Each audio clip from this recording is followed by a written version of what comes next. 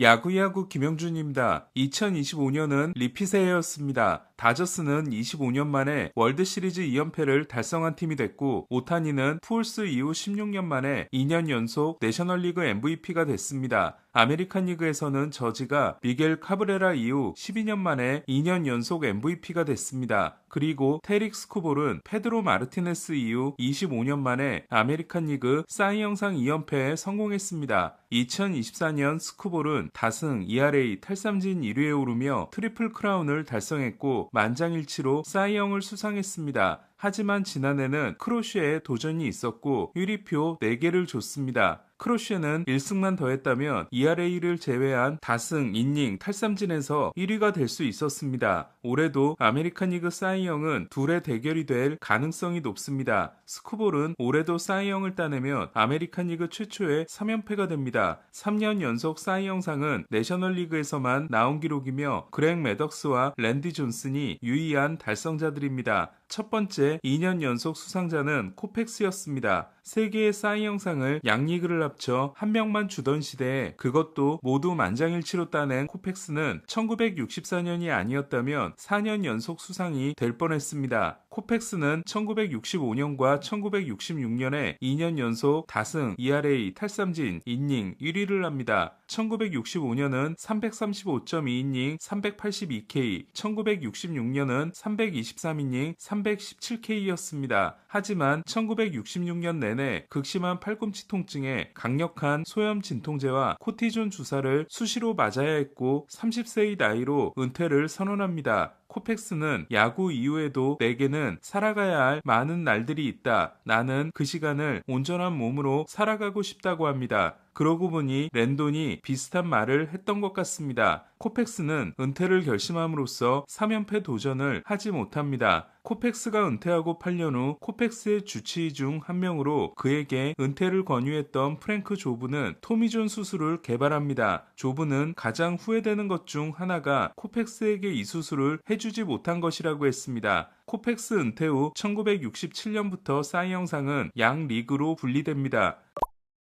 그리고 데니 맥클레인이 AL에서 첫 번째 2연패를 한 투수가 됩니다. 1969년은 1위표 10장을 나눠 가진 마이크 쿠에아르와 공동 수상이었습니다. 하지만 맥클레인은 몰락합니다. 1970년 맥클레인은 불법 도박과 연루됐다는 폭로 후 징계를 받아 6월까지 나서지 못했고 자신을 비판한 기자들에게 아이스 버킷 챌린지를 내 구단에 한 달 징계를 받습니다. 이후 총을 들고 비행기에 탄 것이 밝혀져 잔여 시즌 출장 정지가 됩니다. 맥클레인은 도박비 때문에 마피아의 협박을 받고 있었고 하루에 콜라 한 박스를 마시는 등 자기 관리에 실패하며 몰락의 길을 걷게 됩니다. 맥클레인 이후 첫 번째 2연패 선수는 짐 파머였습니다. 파머도 1974년에 수상했다면 4연패가 가능할 수 있었습니다. 파머는 1977년에도 엄청난 활약을 했지만 스파키 라일에게 밀려 2위를 합니다. 양키스의 마무리였던 라일은 137이닝 13승 5패 2.17 26세이브, 파머는 319이닝 20승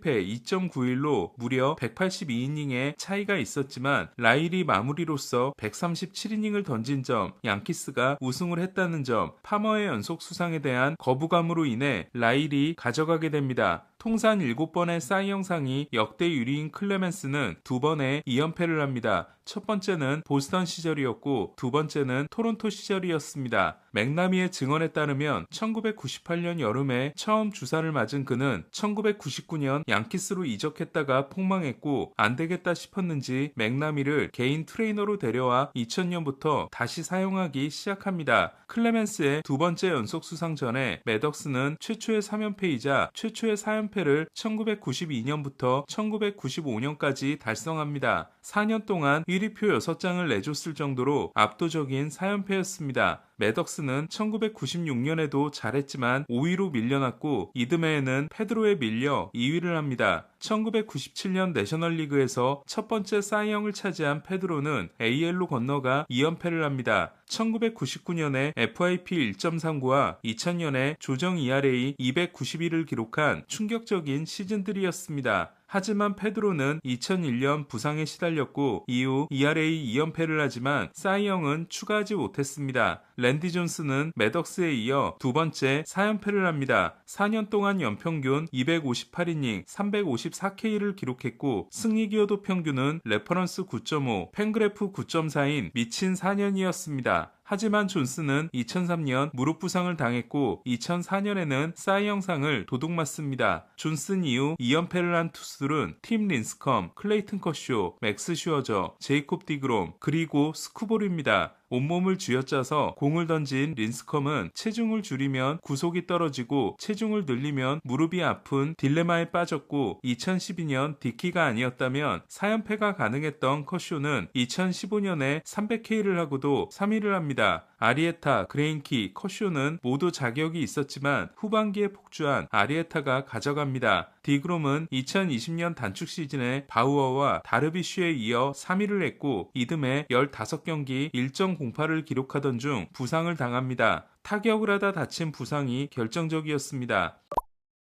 스쿠볼은 올해도 사이영을 차지하며 매덕스와 존슨에 이어 역대 세 번째 3연패를 달성합니다. 가장 큰 걸림돌은 크로쉬에도 크로쉬지만 이닝 부담이 될 것 같습니다. 2년간 평균 96.9마일과 97.6마일을 던진 그는 2024년이 PS 포함 211이닝, 2025년 216이닝이었습니다. 그런데 스쿠볼은 WBC에도 출전합니다. 트레이드가 없을 걸로 보이는 스쿠볼이 사이영상 3연패를 하고 FA 시장에 나오는 최초의 투수가 될지 주목됩니다. 이마이는 장기 계약을 원했다면 1억 달러에 가까울 수 있었지만 높은 평균 연봉과 짧은 계약을 원했다고 합니다. 무려 15팀이 이마이를 체크했지만 포심의 궤적과 구속에 의문을 표시하는 팀이 많았다고 합니다. 일본의 시스템 공조회사인 다이킨이 구장 명명권을 딴 휴스턴은 일본의 선수 시장에 대한 관심을 키워나가고 있습니다. 이마이는 휴스턴이 직접적으로 영입한 첫 번째 일본인 선수로 마치 가즈오나 기쿠치 유세이는 다른 팀에서 뛰다운 선수들이었습니다. 보라스의 또 다른 고객인 기쿠치가 2024년 토론토에서 트레이드된 후 휴스턴에 조정에 힘입어 10경기에서 5승 1패 2.70을 기록하고 성공적인 FA 계약을 맺었던 점도 이마이의 결정에 영향을 미친 걸로 보입니다. 마감 시한이 이틀 남은 오카모토는 피츠버그, 샌디에고, 에인절스, 보스턴, 시애틀이 관심 구단입니다. 디 애슬레틱은 외야 경험이 있는 오카모토가 제한적인 좌익수 수비도 가능하기 때문에 토론토도 관심을 보일 수 있다고 했습니다. 버스터 올리는 보스턴이 브래그먼에게 공격적인 제안을 했고 재결합 가능성이 높다고 했습니다. 존 헤이먼에 따르면 양키스는 재즈 치즘 주니어, 컵스는 니코 오너에 대한 트레이드 제안을 듣고 있으며 두 팀은 보 비셋의 영입에 관심을 보이고 있다고 합니다. 양키스는 비셋을 영입하게 되면 볼피의 초반 공백을 메울 수 있고 볼피가 돌아오면 2루로 보낼 수 있습니다. 비셋은 유격수를 고집하지 않고 있어 5개 이상의 팀이 영입 전에 뛰어든 상황입니다. 비셋의 인기가 높아진 이유는 케텔 마르테 트레이드가 진척을 보이지 못하기 때문입니다. 디백스 마이크 헤이즌 단장은 많은 팀과 대화를 했지만 원하는 수준의 제안이 전혀 없었고 조만간 결론 낼 거라고 했습니다. 디백스가 원하는 반대급부는 서비스 타임이 많이 남은 어린 선발 투수입니다. 마르테는 시즌이 시작되고 열흘이 지나면 정구단 트레이드 거부권이 생기기 때문에 트레이드를 하려면 이번 겨울에 해야 합니다. 최고의 공격력을 자랑하는 이루수이고 남은 6년 동안의 평균 연봉이 1,460만 달러이기 때문에 가치가 엄청나게 높은 마르테는 시즌 중 태도 문제가 있었지만 트레이드 시도를 했다는 점이 동기부여가 될 수 있습니다. 마르테가 디백스에 남는다면 더 인기가 올라갈 브랜든 도노반은 시애틀과 샌프란시스코가 영입 경쟁의 선두주자입니다. 오늘 소식은 여기까지입니다. 야구야구 김영준이었습니다.